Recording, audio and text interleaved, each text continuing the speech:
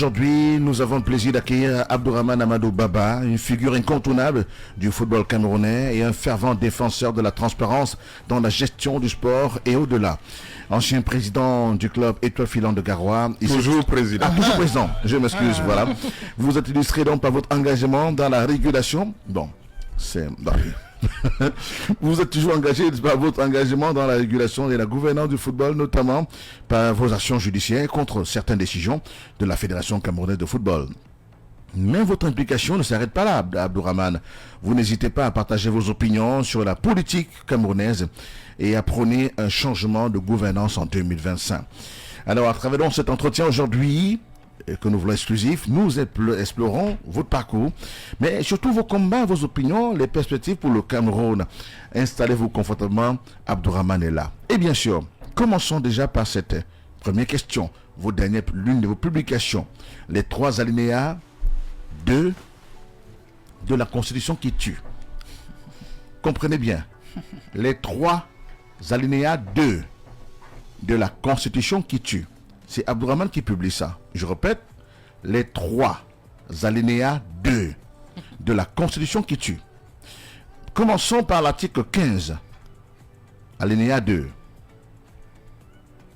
Chaque député représente l'ensemble de la nation. Oui. Pourquoi ça tue? Les 3 qui tuent ou qui sauvent selon le bord voilà, auquel on appartient. Donc voilà, non, parce que tout député appartient à la nation. Vous ne pouvez pas, un député ne peut donc pas représenter la nation, parce que souligner le terme représenter. Donc la Constitution, qui est la loi fondamentale, dit qu'un député représente la nation, et donc il ne peut pas en même temps représenter un groupe de personnes, une association, un parti politique. Alors justement, c'est l'un des sujets en discussion en ce moment sur la place politique, notamment cet article 15 alinéa 2 de la Constitution. Chaque député représente l'ensemble de la nation. Oui, être ou ne pas être. Vous ne pouvez pas en même temps représenter les deux. Oui, voilà. Donc on représente la nation. On représente donc la conclusion, c'est que aucun parti politique, selon la Constitution de la République du Cameroun, du 18 janvier 1996, selon cette constitution qui est actuellement en vigueur, aucun parti politique ne peut être représenté à l'Assemblée nationale du Cameroun. Alors pourquoi on dit donc député RDPC, député SDF? Un abus de langage. Les gens disent beaucoup de choses quand vous parlez, par exemple, je ne sais pas, vous parlez de l'eau pure. Scientifiquement, ce n'est pas, ça veut dire autre chose, hein. Mais dans le langage courant, l'eau pure, c'est l'eau que vous pouvez boire et qui ne vous cause pas de problème de santé. Alors que quand vous regardez la composition de l'eau pure, sur le plan, dans le domaine chimique, c'est de l'eau que vous ne pouvez pas boire en réalité. Ah. Vous comprenez? Et donc, c'est pour vous dire que vous avez un langage que tout le monde utilise au quartier. Mais là, quand on parle de constitution, on parle de loi électorale, on parle de l'élection de président de la République. Et donc, les usages ne sont... il n'y a pas de texte qui... Et s'il y en a même, ces textes sont réputés non écrits. Parce que la Constitution a disposé. Mais pourquoi dit-on aujourd'hui que pour être candidat à l'élection présidentielle, il faut être investi par un parti qui est représenté à l'Assemblée nationale ou dans des chambres consulaires, ainsi de suite? On va revenir à ça. Peut-être qu'il faudra lire les 2 autres alinéas. Justement. Mais également, ce qu'il faut savoir pour l'Assemblée nationale, quand on vote les lois, on ne dit pas que les voix RDPC, il y en a 30, ici, il y en a... Non, on dit il y a eu tel nombre de voix contre tel. Vous comprenez? Bien sûr. Donc, si vous allez au bout des alinéas, et on va revenir plus haut, parce qu'il y a un article qui n'a pas été cité, et un alinéa qu'on n'a pas cité, et moi je vais revenir aussi dessus. Allez, les 3 alinéas 2 de la Constitution qui tue, selon Abdourahmane Amadou Baba. Selon la Constitution aussi. Hein. Maintenant, allons sur l'autre. Article 20, alinéa 2, Clélus Sangwandé. Article 20, alinéa 2 des articles qui tuent. Chaque région est représentée au Sénat par 10 sénateurs, dont 7 sont élus au suffrage universel, indirect sur la base régionale, et 3 nommés par le président de la République. Voilà. Donc, la Constitution, qui est la loi fondamentale Ça veut dire que c'est ça qui crée le Cameroun, hein, et qui régit le Cameroun. Si loi vous des enlevez lois, la loi des lois. Constitution, il n'y a plus de Cameroun. La loi des lois. Vous comprenez? Oui. Donc, c'est la loi vraiment fondamentale. Et qui dit que un sénateur ne représente pas un parti politique. Il représente sa région.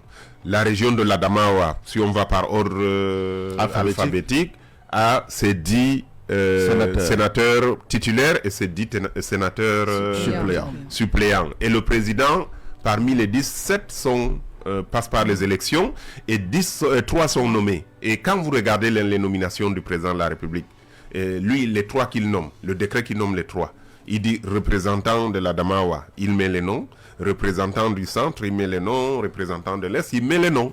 Et il n'y a aucune couleur politique. Et quand vous regardez la liste de sénateurs au Cameroun, c'est région par région. Donc les 10 sénateurs qui représentent par exemple la région du centre, à l'intérieur n'ont pas de couleur politique. Non pas, ça c'est la Constitution qui dit. Hein. Oui. La Constitution dit que les sénateurs représentent les régions. Et il y en a 100. Et on a 10 régions. Voilà. Où est la place? Est-ce qu'on a dit qu'ils représentent les partis politiques? Est-ce que vous avez entendu le terme parti politique ou organisation politique ou formation politique? Non. Voilà. Allez, Clélie Sangandé, l'autre article de qui tue, l'autre alinéa de qui tue. C'est l'alinéa de quel article? Article 57, alinéa 2. Le conseil régional est l'organe délibérant de la région. Les conseillers régionaux, dont le mandat est de 5 ans, sont les délégués des départements élus au suffrage universel indirect, les représentants du commandement traditionnel élus par leur père. Voilà. Alors, on vous dit qu'au sein des conseils régionaux, il y a les délégués des départements. Quand vous êtes délégué, ça veut dire que vous représentez quelqu'un. Bien sûr. D'accord? Chaque département, on a combien de départements dans le littoral? 4, je pense. 4 départements. 4. Donc voilà, ça veut dire que chacun des 4 départements délègue des gens pour les représenter au sein du conseil régional du littoral. Et maintenant, il y a aussi effacer les partis politiques. Aux articles 20, 57, ainsi de suite.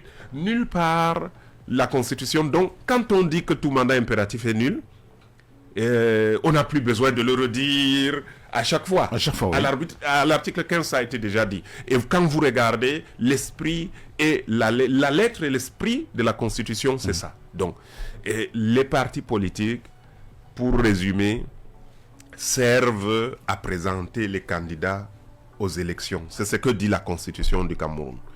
On vous investit, ils s'occupent de tous les aspects liés à la validité des candidatures. On présente, on bat campagne, les partis politiques. Mais dans ce cas, dans ce que vous dites là, vous parlez d'une inclusion. Ça veut dire que n'importe quel parti peut présenter un candidat. Mais c'est ce que je dis. La conclusion, c'est ça. C'est-à-dire que, parce que, non, tout allait bien jusqu'à maintenant. Jusqu'à ce qu'une loi de 2012, il faut vous rappeler que la Constitution date du 18 janvier 1996. En 2012, quelqu'un a eu l'idée de glisser dans la loi électorale, le code électoral, c'est une loi. Oui. D'accord?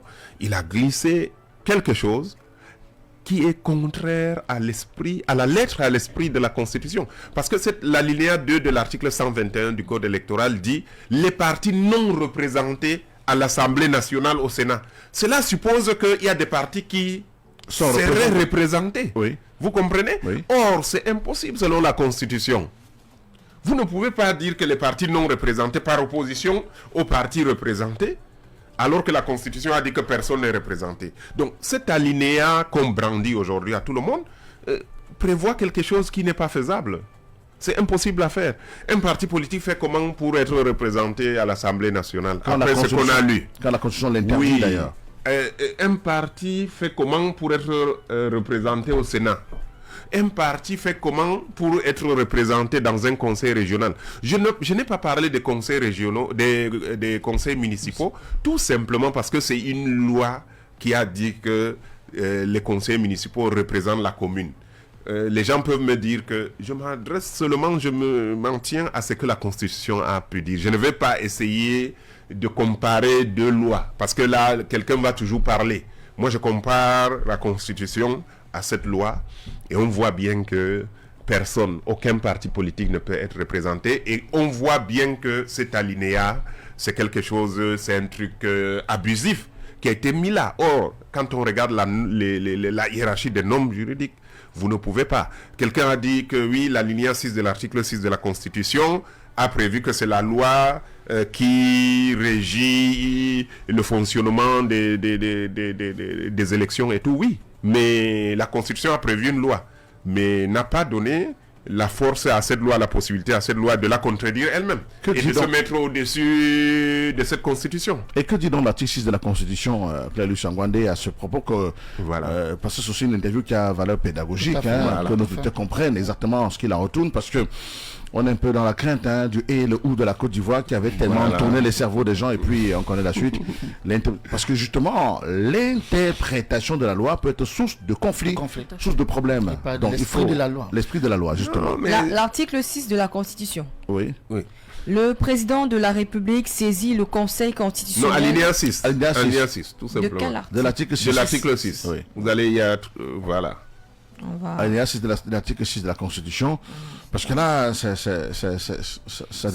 devient préoccupant. Oui. Donc, article 6, alinéa 6, le régime de l'élection à la présidence de la République est fixé par la loi. Oui, point. Donc, ça ne veut pas dire que la loi qui fixe le régime électoral a le pouvoir de contredire la Constitution. Mais la Constitution, c'est elle qui prévoit la loi. Mais la loi doit respecter et sa lettre et son esprit. Alors, mais dans ce cas, Abdourahmane, où allons-nous? Non, et aujourd'hui, moi, vous savez, on pouvait débattre éternellement dans les médias. Mais moi, je suis allé au-delà parce que j'ai saisi le Conseil électoral. Parce qu'il faut transformer ce problème en un litige, en un contentieux préélectoral.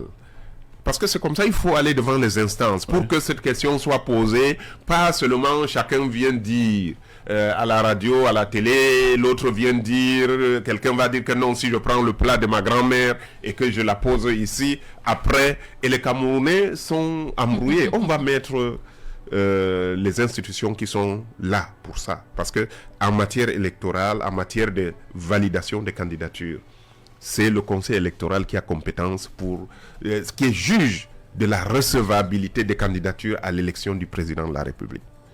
Donc moi j'ai saisi ce Conseil électoral pour leur dire, écoutez, moi je veux par exemple, je suis un Camerounais, citoyen camerounais, je remplis toutes les conditions générales d'éligibilité, donc ça veut dire que je peux un jour me lever, je dis que je suis candidat à l'élection présidentielle. Mais quand je lis la loi, je vois que vraiment, elle contredit la Constitution. Mais avant que je ne vienne déposer mon dossier, dites-moi, qu'est-ce que je fais? Est-ce que vous comptez appliquer cette loi que moi je vois, qui semble contredire la Constitution? Ou bien qu'est-ce que vous... Parce que moi je dois savoir sur quel pied je dois danser. Vous comprenez? Oui. Parce que pour aller déposer mon dossier, je dois savoir si ils vont appliquer l'article 121 alinéa 2. Ça veut dire que si moi je veux être candidat, je suis obligé d'aller chercher parmi les 19 partis politiques qu'ils ont eux-mêmes listés. Et mais si eux-mêmes voient que non, c'est vrai, c'est que le Maguidassi dit, c'est vrai, hein? Eh bien ils peuvent donc revenir en disant que oui, effectivement, il y a un souci, Donc, s'ils ne répondent pas, je vais saisir le Conseil constitutionnel. Vous savez, le problème majeur qui se posait aux acteurs politiques, aux partis politiques, et il y en a qui sont venus me voir, pas des moindres, pour me dire comment on fait pour aller devant le Conseil constitutionnel. Parce que, vous savez, selon la loi qui régit, et selon même la Constitution, il n'y a que le président de la République qui peut saisir le Conseil constitutionnel. Hein. Il y a aussi le président de l'Assemblée, par exemple, le tiers des députés, le tiers des sénateurs. En fait, on a mis un organe en place et on a empêché les Camerounais de le saisir. Une institution en place et on a empêché les Camerounais de le saisir. Parce que, par exemple, pour contester la constitutionnalité des lois. Parce que le Conseil constitutionnel est là pour statuer sur la constitutionnalité des lois, ainsi de suite. Donc, on a écarté le peuple camerounais en disant que ce sont des gens qui, juste d'ici le 6 juin vous ne dites rien, moi je vais considérer que vous avez rejeté ma demande. Et si vous dites autre chose, je vais aussi considérer toujours que vous avez rejeté. Mais maintenant, si vous statuez, bon, on va regarder. Et je leur ai dit, j'irai saisir le Conseil constitutionnel, qui est compétent pour juger des décisions du Mais du est-ce Conseil qu'elle est électoral. comme à l'autorité juridique pour rendre définitive l'interprétation qu'elle fait de cet article, notamment son alinéa 2? Non, nous vraiment, si les camps pensent qu'ils n'ont pas la possibilité, ils n'ont qu'à indiquer ça. Et nous, on va prendre et aller vers la structure qui est... Mais c'est un problème clair qui se pose, factuel. Ce n'est même pas dans la tête des gens. Parce que que feront les candidats? Là, aujourd'hui, le principe, c'est quoi? En matière de bonne gouvernance, je prends l'exemple. Dans le football, dans les statuts de fédération, surtout en Afrique, on a toujours, pour les conditions d'éligibilité du président de la fédération camerounaise de football, par exemple, ce n'était jamais ouvert. En Suisse, déjà, les autorités suisses ont mis la pression sur la FIFA pour dire que mais non, vous ne pouvez pas organiser des élections pour un poste aussi important. Le football appartient à tout le monde, c'est du domaine public et vous devez ouvrir les candidatures à des personnalités indépendantes. Vous ne pouvez pas mettre que ce sont les représentants, les délégués. Avant, c'était que si vous n'êtes pas membre de l'AG de la FECAFOOT, vous ne pouvez pas être candidat à la présidence de la FECAFOOT. On nous a obligés à partir de 2005 à ouvrir et on a adopté de nouveaux statuts pour dire que bon, si quelqu'un est parrainé, il peut venir, il justifie. Et c'est la même chose à la CAF. Vous avez vu Motsepe, quand il est venu, Motsepe, oui, il est président de Mamelodi Sundowns. Mais en réalité, ce n'est pas quelqu'un du football. Il est ici l'échec et puis c'est tout. Oui. Mais il a montré que oui, il est président d'un club et que donc les 5 dernières années, il a pris une part active à une activité. Il a pris part à une activité qui concerne le football, soit arbitre, soit... On a ouvert ça. Et c'est la même chose pour la présidentielle. Le principe, ce n'est pas de fermer en disant qu'il n'y a que les députés ou les... je ne sais pas qui, ou les partis politiques seulement. Non, on dit que un Camerounais peut se lever et peut être parrainé, peut être en dehors du jeu institutionnel au niveau des partis politiques. Et c'est cette ouverture qui a été faite. Mais au niveau des autres élections, vous n'avez pas ça. Comme Patrice Talon au Bénin, homme d'affaires qui est président de la République aujourd'hui. Voilà. Vous pouvez... La Constitution est claire. Si vous êtes si la loi électorale, sur ce point-là, cette loi ne contredit pas la Constitution.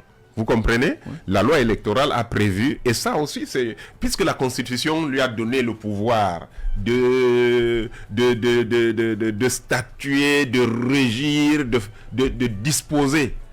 Tant que vous ne touchez pas à la Constitution, à l'esprit, à la lettre d'abord et à l'esprit de la Constitution, la loi peut tout faire. Puisque la loi, c'est une délégation de pouvoir.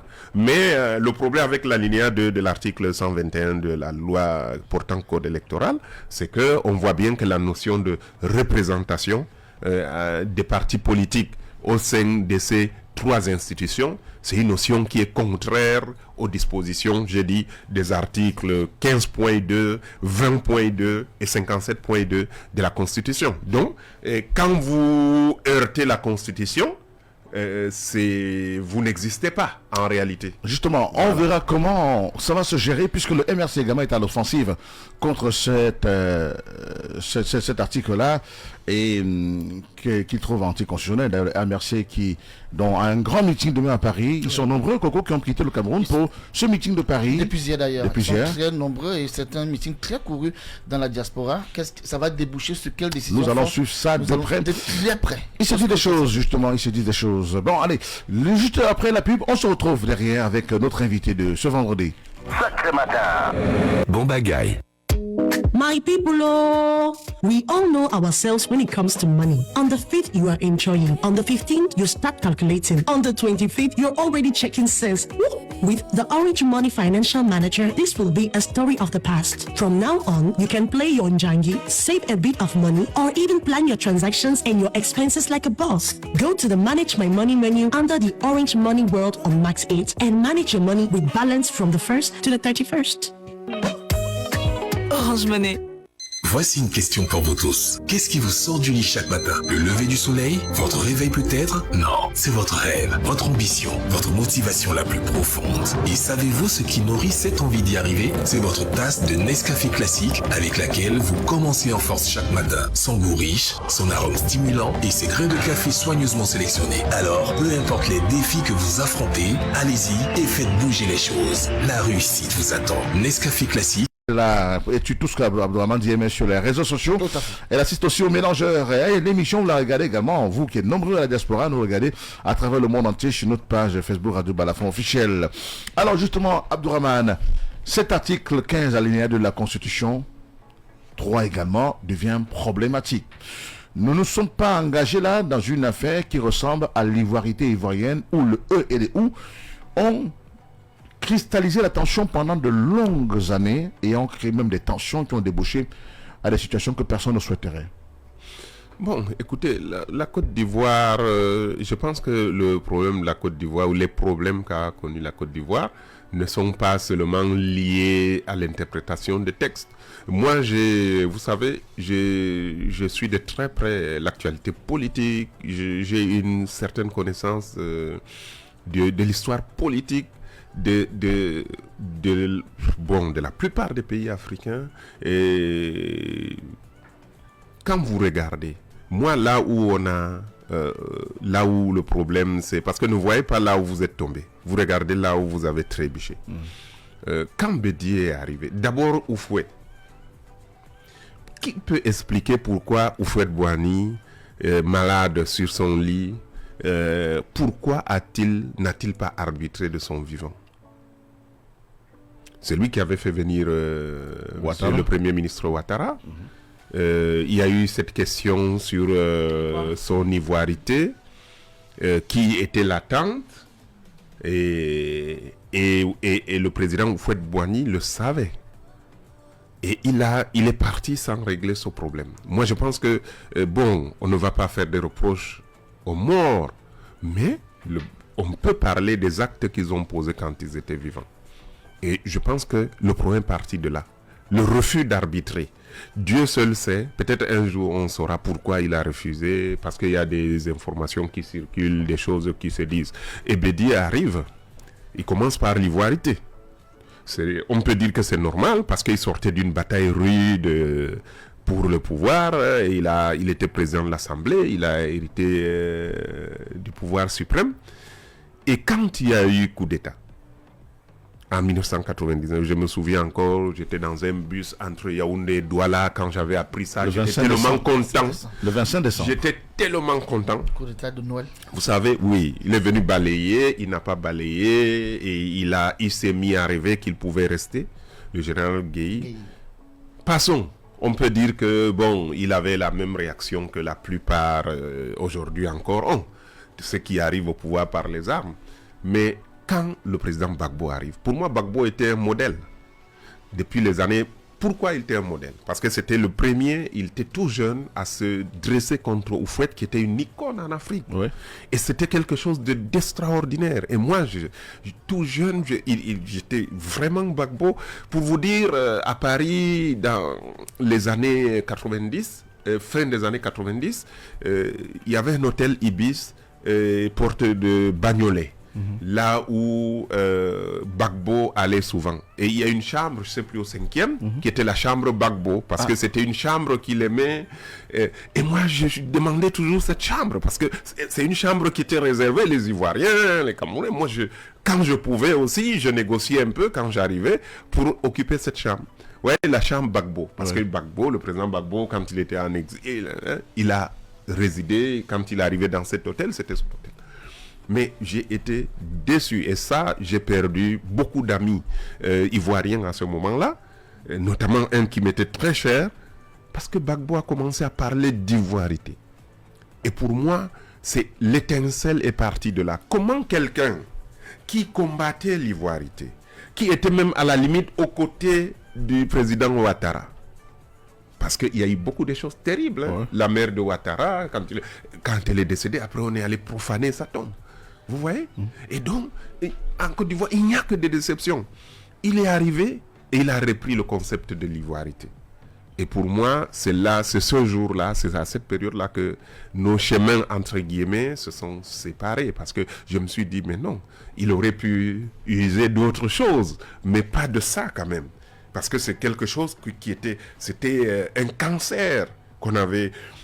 Et puis, vous avez eu, et c'est ça qui a mené à la rébellion de 2002, et qui a pourri la présidence de Gbagbo, et puis l'arrivée finalement de Alassane dans les bagages de l'ONU, de la France avec tout le monde, et le président Ouattara lui-même qui ne reprend pas le concept de l'ivoirité, mais l'utilise quand même contre certaines personnes, par exemple contre Thiam. On a vu qu'il y avait des choses qui se disaient et que Ouattara lui-même ne disait rien. Et les fautes aussi politiques du président Ouattara, pour moi, c'est tout jeune de mon regard, de mon point de vue, quand il n'a pas voulu partir. Vous avez vu cet archevêque qui a dit qu'il faut savoir partir dans la vie. Le problème de nos chefs d'État, c'est que soit moi je reste, soit je vous laisse quelqu'un. Vous n'avez pas d'autre choix. Et au Cameroun, on a la même chose. Soit le président Biya, il va passer 100 ans à la tête du Cameroun, soit on vous met le fiston ou je sais plus, le filleul ou je sais pas. Donc, et c'est ça, le président Ouattara est dans cette posture avec Gon Coulibaly qui n'a pas pu finalement, parce que le destin en a décidé autrement. Voilà, mais moi ce qui m'avait choqué, c'est que Gon était originaire du Nord. Vous voyez, c'est comme si, et moi quand je vais en Côte d'Ivoire, je sens la tension. Quand je dis que quand je donne mon nom, on voit que c'est un nom, même s'ils ne savent pas que je suis Camerounais, c'est après que je peux dire, mais déjà le fait seulement d'avoir un nom qui a une connotation nordiste qui est musulman, les gens sont... Tout de suite, vous sentez quand même que dans la population, je ne vous parle pas dans les hôtels, dans les grands meetings, là, tout le monde, on a un comportement convenu. Mais dans la vraie vie, quand vous rencontrez, vous sentez que la Côte d'Ivoire, aujourd'hui, c'est un pays qui peut basculer à tout moment. Ça veut dire qu'on n'est pas sorti, bien sûr, on n'est pas sorti de l'ornière parce qu'il y a des tensions. Il y a des tensions, on ne sait pas, est-ce que là maintenant il va rester encore, il s'est joué de la Constitution, est-ce que, c'est pas pour critiquer, la Côte d'Ivoire est souveraine, mais aujourd'hui on parle du jeu politicien. Et c'est ça le problème, donc je ne vois pas ça, les problèmes qu'on a eu comme étant partie d'une interprétation simple d'un texte de loi ou d'une constitution. Mais aujourd'hui, Abdourahmane, il y a un thème qui est très cher au Sénégal, l'héritage de nos pères. Alors lorsqu'ils évoquent l'héritage de nos pères, ils parlent de cette constitution presque immuable au Sénégal qui permet une alternance véritablement démocratique. Et c'est un pays francophone qui était sous le joug de la France, qui l'est toujours parfois de temps en temps, même si la nouvelle classe dirigeante est en train de s'en départir. Qu'est-ce qui manque à l'Afrique centrale et à d'autres pays d'Afrique de l'Ouest francophones de faire comme le Nigeria, de faire comme le Ghana? On a vu le jour de Pâques dernier, le président ghanéen allait manger Pâques chez son prédécesseur, qui est son opposant, et ils ont bien blagué, ils se sont bien taquinés. Ils ont lancé dans le genre, j'espère que tu feras ce que j'ai fait. Il dit, oh, laisse, on verra, tu sais, je reviens aux affaires. Ces blagues-là, Georges Weah, qui peut s'amuser chez lui 31 décembre, 20 décembre, un pays d'anciens présidents, donc qui sont des grands conseillers de la nation, les questions de souveraineté et d'héritage politique qu'on peut régler de son vivant, un peu à l'exemple de Moukete, le Paramount Chief du Sud-Ouest, qui avait de son vivant choisi son successeur avant que mort s'en vienne. Alors, pourquoi aujourd'hui ces dirigeants aussi expérimentés ne comprennent pas les enjeux futurs et ne règlent pas, comme vous l'avez dit, comme le président Oufouette, régler certaines questions potentiellement conflictuelles de leur vivant? Non, moi, le chief Moukete, ça c'est autre chose. Il est dans un domaine patrimonial, monarchique, et ainsi de suite. Quand on parle de république, moi je vous ai parlé du Ghana. Regardez le Ghana. Vous parlez du Sénégal. Ce sont même le Nigeria, qui est un pays désordonné, moi, dans les années 90, quand j'allais au Nigeria, mais à l'aéroport de Lagos, on venait me donner un passeport, j'ai donné mon nom sur un bout de papier, le gars me ramenait une, comment je peux dire, un visa. Non, pas le visa d'Angleterre, c'était un cachet grossier. Le gars, il vous ramenait avec un cachet grossier, il pouvait me donner le permis de conduire, il dit, vous avez dit votre nom là, écrivez ici, il vous achète un coca, et puis il revient avec tout ça.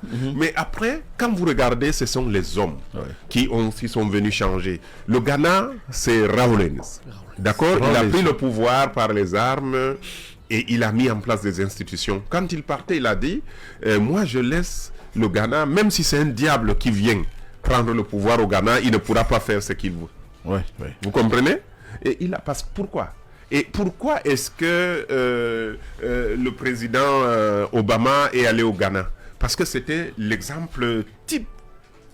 Il a prononcé une phrase. Il a dit, l'Afrique n'a pas besoin...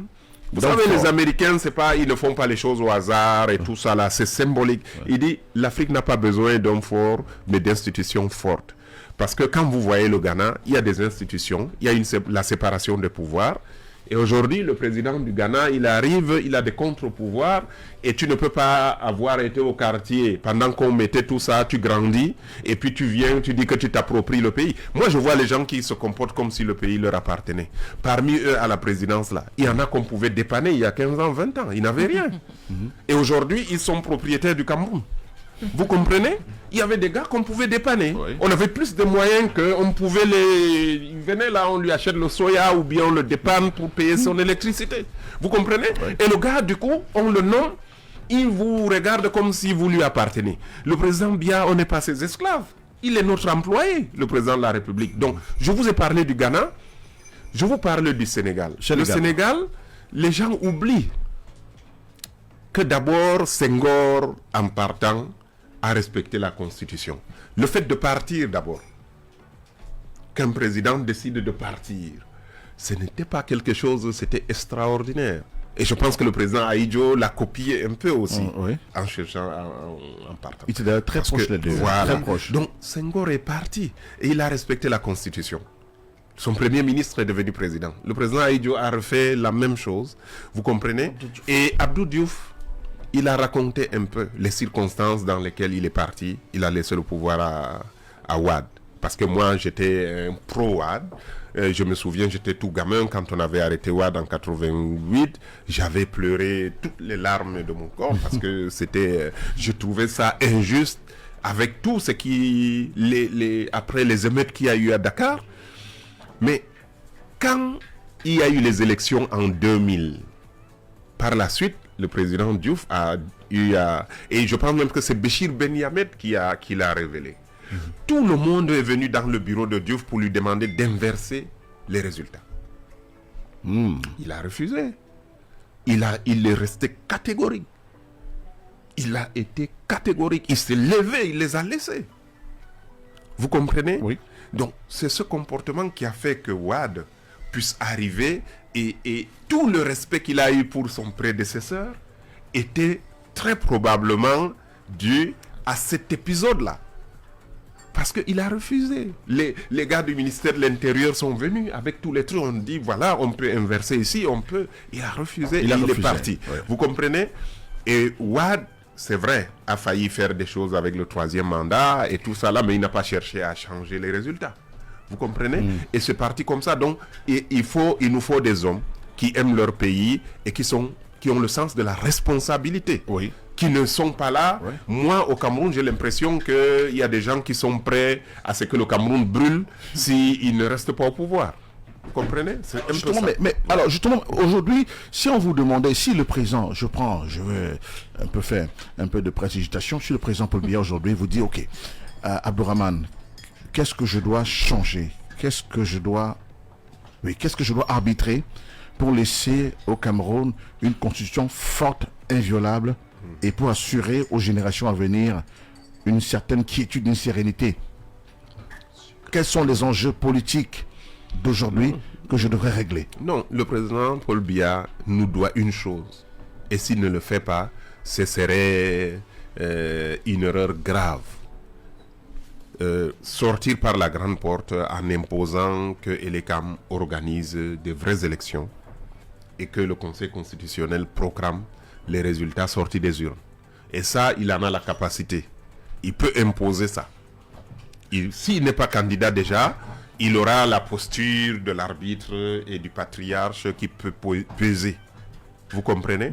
Un, c'est de ne pas d'abord se présenter. Et de deux, c'est d'imposer, puisque c'est des gens qu'il a nommés, il leur dit, écoutez, moi je veux de vraies élections. Si j'entends quelque chose qui vient, là, sachez que même en pleine élection, je peux remplacer quelqu'un. Et il le dit, et je pense que là, il va... Tout le monde dit oui, quand le pouvoir va changer, on va aller, mais on va faire quoi à qui? Est-ce qu'on est en train de demander que le Cameroun change?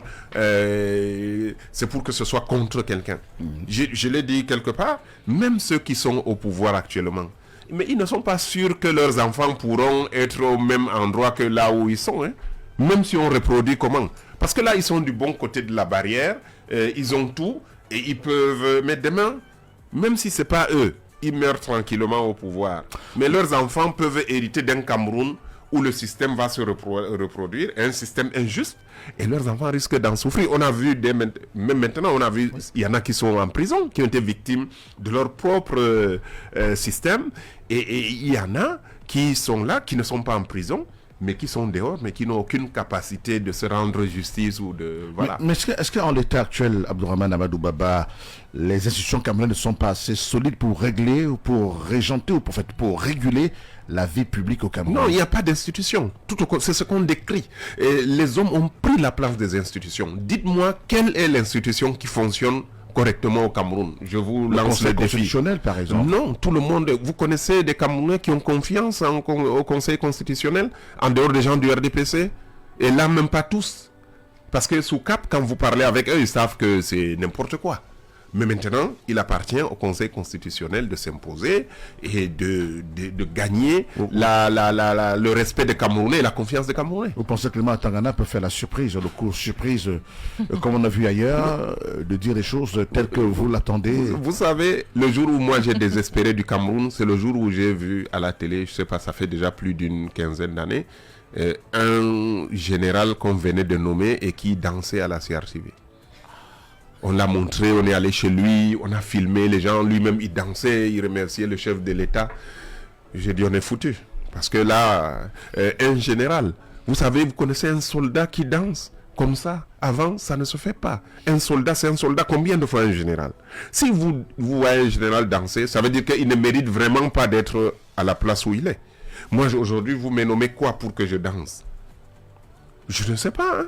Parce que si quelqu'un a suivi le cheminement qu'il faut et a les capacités, avant les ministres ne dansaient pas comme là maintenant, parce que on connaissait les ministrables au Cameroun. Ouais. Quand quelqu'un passait là, on dit il est ministrable, il est ministrable. Vous comprenez? Oui. Mais là aujourd'hui, on vous sort des noms du chapeau comme ça. Et c'est la même chose au niveau de Clément Tangana. Moi, je ne dirais pas que il n'a pas l'ossature, il n'a pas. Mais le jour où je l'ai vu danser, quand on l'a nommé, et vraiment danser, un papa comme ça danser. Vous comprenez, ça veut dire que c'est pas quelqu'un en qui on peut avoir confiance. Moi, je peux pas danser, je ne peux plus danser. Même si je danse, je peux esquisser des pas de danse parce que les circonstances l'exigent. Vous comprenez? Là, vous ne dansez plus comme quand vous aviez vos 20 ans. Ah non? Et voilà. Je pense qu'il faut être mesuré et contenu et incarner le prestige de la France. Oui, et le sérieux. Parce que à quel moment vous dansez quand on vous nomme président du Conseil constitutionnel, quand vous regardez la responsabilité que vous avez? Mais vous n'avez pas le temps de danser. Faites-vous confiance à l'Assemblée nationale. Vous priez. Moi, vous me nommez à ce poste, je vais prier. Et je demande à ma famille, à tout le monde de prier pour moi, pour que je ne me trompe pas, parce que c'est une responsabilité énorme pour un pays. Et vous avez vu le rôle du Conseil constitutionnel au Sénégal l'année dernière. Oui. Et sans ce Conseil constitutionnel, je pense qu'aujourd'hui, on serait en train de parler du Sénégal comme du Soudan. Hein? Oui. Vous comprenez? Et donc, c'est ça la responsabilité. Donc, on ne croit pas. Et c'est les hommes qui font la différence. Vous avez les institutions, mais si vous mettez des hommes avec un esprit pas républicain et qui font allégeance à d'autres hommes, parce que au Cameroun, les gens, leur loyauté va au président de la République, à M. Biya. Tous ces gens qu'on nomme doivent loyauté et c'est la condition qu'on vous pose. Mais faites-vous confiance. Oui, mais la loyauté doit aller aux institutions, pas aux hommes. Moi, vous me nommez. Pourquoi je suis parti de la fédération? C'est parce qu'à un moment donné, tant que moi, le président, avait la même vision et il incarnait l'institution, les intérêts de l'institution, je le suivais les yeux fermés. Le jour où j'ai eu l'impression que le président peut ne pas privilégier les intérêts de l'institution et que j'ai dit non, je m'arrête. Je leur ai dit, que non, j'ai pas l'impression d'être au sein d'une institution. Et on parlera beaucoup de football. On parlera beaucoup de football dans les prolongations de cette émission et c'est en foot. Alors justement, mais faites-vous confiance à l'Assemblée nationale. Elle peut inverser les choses, non? Non, il n'y a pas d'Assemblée nationale. Ah bon? Non. Est-ce que vous avez un exemple d'une proposition de loi fait par a de l'expérience quand même. Mais non, écoutez, j'ai juré de ne plus parler de nos aînés d'une certaine façon parce que je pense que ça ne va rien nous apporter. Voilà, ça ne risque d'exacerber les tensions. Il faut montrer beaucoup de respect à nos aînés, à nos patriarches, mais leur dire gentiment que non, c'est pas comme ça. Parce que quand vous voyez l'Assemblée, à quel moment vous avez senti le cœur de la République battre là-bas? C'est pourtant le cœur battant de la République. Non, mais le principe. Mais dans la réalité, vous n'avez pas d'Assemblée. Pourquoi? Parce que déjà, les gens qui ont choisi le mode de sélection. On prend un gars là. Élus, hein, on sélectionne les gens. Parce que dès que le RDPC vous sélectionne, vous êtes député. D'accord? À l'Assemblée, à l'exception de quelques députés qui appartiennent à l'opposition, l'écrasante majorité, c'est le RDPC qui les a choisis. On sait comment on les choisit. C'est de Yaoundé que les enveloppes viennent avec le nom des gens. Et puis, dès que vous êtes choisi par le comité central, vous êtes élu déjà. Et c'est pour ça que j'ai dit, même le RDPC, mais les mêmes gens qui ont confisqué le RDPC, c'est eux qui confisquent le Cameroun aussi. Parce que il n'y a pas de démocratie au sein du RDPC. Moi, je connais des ténors et tout ça. Là, je vous prends par exemple l'exemple de la ville de Garoua. Quand il fallait nommer le maire, et tous les ténors étaient là, mais on est venu avec une enveloppe qui est venue de Yaoundé. Et on a ouvert, on a lu le nom d'un petit qui est venu et il est maire. Vous comprenez? Avec tout le respect que je lui dois. Mais il y avait des généraux qui étaient là. Il y avait des maréchals, je sais pas, des maréchals, il y avait tout. Mais on a ramené quelqu'un, ça veut dire c'est pour vous montrer que c'est nous qui avons le pouvoir. Et quand on met quelqu'un comme ça, mais après, c'est difficile que... Il vous doit tout. Oui. Vous comprenez? Et donc c'est ça le problème. L'Assemblée, le jour où on aura une vraie Assemblée, c'est le jour où il y aura un processus de sélection de députés qui sera par le peuple camerounais. Et les gens vont choisir ceux qui ont une légitimité populaire, ceux en qui ils croient, ils placent leur confiance et qui vont venir et qui vont regarder les lois, qui vont les modifier et qui vont faire des propositions de loi. Aujourd'hui, c'est les projets de loi qui viennent du gouvernement qui passent, comme vraiment des lettres à la poste. Dès qu'il y a un projet de loi, ça vient, ça passe. Bon bagaille.